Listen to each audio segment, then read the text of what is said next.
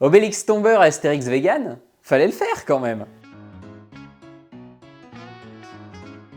Bonjour à tous, aujourd'hui on parle d'Astérix et Obélix l'Empire du Milieu, le nouveau film Astérix réalisé par Guillaume Canet. C'est le 5e film Astérix si on compte pas les dessins animés, et chaque film a été fait par un réalisateur différent, avec des résultats assez inégaux, c'est le moins qu'on puisse dire. Depuis Mission Cléopâtre, chacun des films reprend un peu la même formule, un énorme budget et un casting de malade. Bon, ici c'est exactement ça, on a un budget de 65 millions d'euros, c'est énorme, c'est le 8e film français le plus cher de tous les temps, et c'est aussi le 2e Astérix le plus cher. Et on a aussi un casting bourré de célébrités, pas toutes forcément issues du cinéma, on a par exemple Jérôme Commandeur, Angèle, Philippe Catherine, M, Big Flo et Oli, McFly et Carlito, Zlatan, Audrey Lamy, Orelsan, Jonathan Cohen, Ramzy, Vincent Cassel, c'est hyper impressionnant. Sauf que du pognon et des noms sur une affiche, ça suffit pas pour faire un bon film. Et pourtant, le film a axé sa promo uniquement là-dessus. On a eu le droit à 1 million d'affiches avec toutes les célébrités présentes dans le film. Il y en a, j'exagère pas, il doit avoir un temps d'écran de 2-3 secondes, mais allez, pas grave, tiens, t'as ton affiche. Et d'un autre côté, on a Guillaume Canet qui enchaîne les médias en disant qu'il est super important d'aller voir Astérix, sinon en France, on fera plus jamais de film à gros budget. Mais oui, non mais parle-nous de ton film plutôt, raconte-nous ce qui se passe, pourquoi tu l'as fait, pourquoi il est intéressant. Bref, la campagne marketing a été une petite catastrophe, et maintenant tout le monde s'attend à assister à un naufrage. Et c'est dommage, parce qu'au fond, ce film, moi je trouve qu'il est pas mal du tout. Alors, mettons les choses au point dès le début. C'est évident, il est très loin d'égaler l'incroyable Astérix et Obélix Mission Cléopâtre d'Alain Chabat. Là, je pense pas que ça deviendra un film culte. Mais pour autant, c'est pas un film raté. Le film a une ambiance et un humour qui est bien à lui. Il y a plein de clins d'œil à notre époque, il y a des références culturelles, du genre Jules César qui fait le signe de Joule, je sais même pas le faire, la honte. Il y a aussi pas mal de blagues sur les sujets de société actuels, les rapports hommes-femmes, le véganisme, le Covid. Et il y a aussi, et même surtout, énormément de jeux de mots. Donc pour savoir si ce film ça peut être votre délire, je vous propose un petit test. Le méchant s'appelle Dancing Queen. Si vous avez rigolé, vous allez passer un bon moment.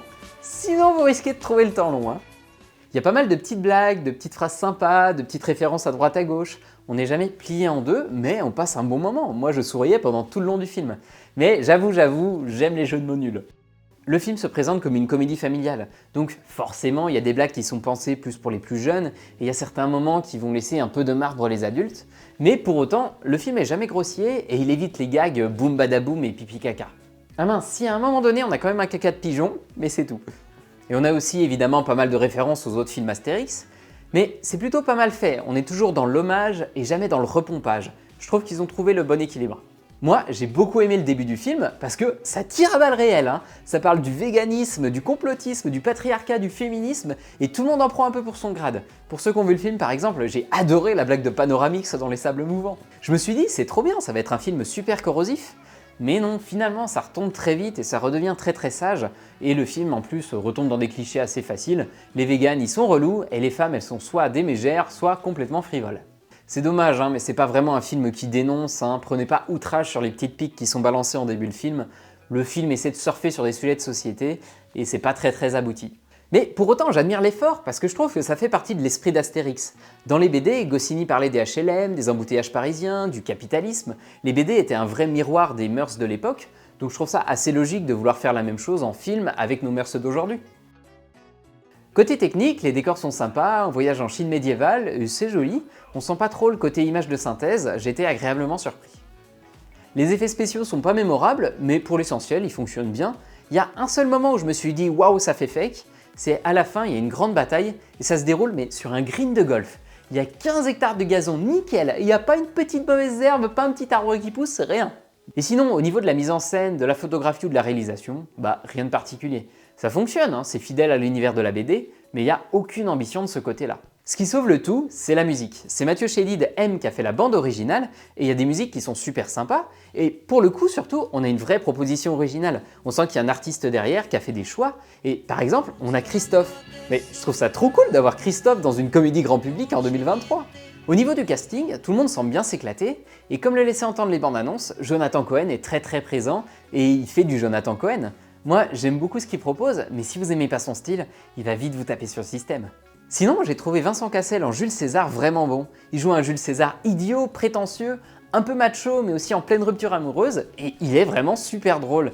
Et je pensais pas en plus que Vincent Cassel était capable de faire preuve d'autant de lâcher prise. Il m'a un peu bluffé sur le coup.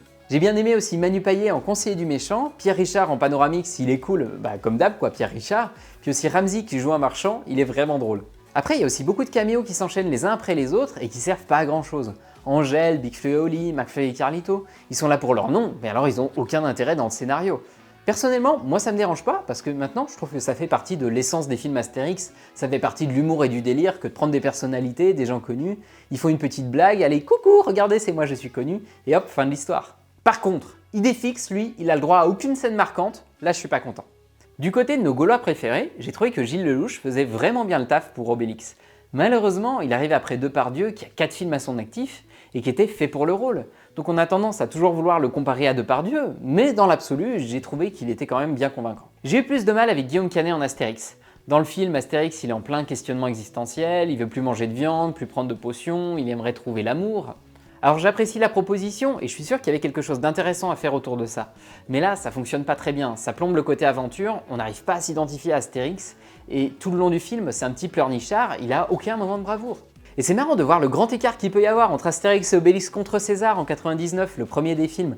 Là, Astérix il gueulait dans tous les sens façon Jacouille la fripouille, et là ce film où Astérix il passe son temps à se questionner, à pleurnicher, quel est le sens de ma vie?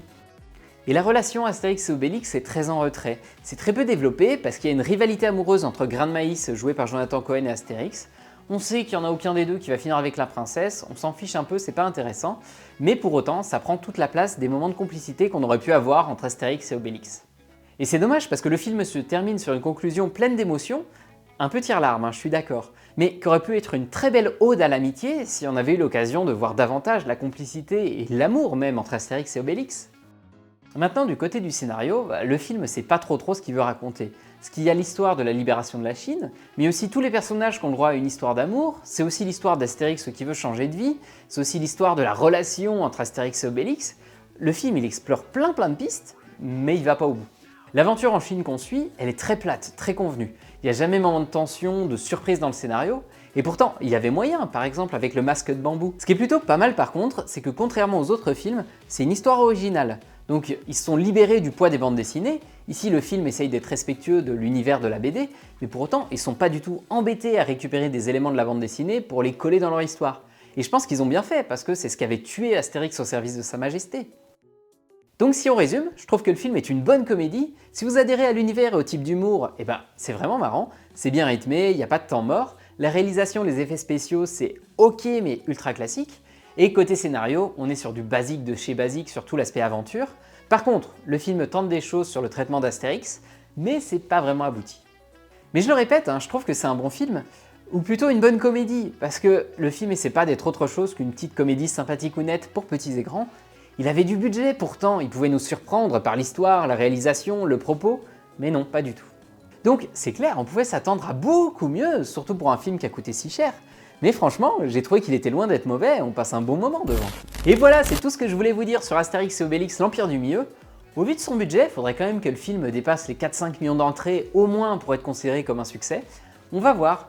Je pense que comme la promo a été très agressive, il va y avoir pas mal de curieux la première semaine. Ensuite, c'est les vacances, donc il va y avoir les familles, les jeunes qui vont y aller. Et puis après, son sort va dépendre du bouche à oreille, à suivre. Si vous l'avez vu, n'hésitez pas à me dire ce que vous en avez pensé. Merci beaucoup d'avoir regardé cette vidéo, j'espère qu'elle vous aura intéressé. Allez au ciné et mangez du sanglier. Ou pas si, comme Astérix, vous privilégiez une alimentation saine et plus respectueuse de la planète. Enfin bref, soyez heureux, prenez soin de vous, faites ce que vous voulez, à la prochaine!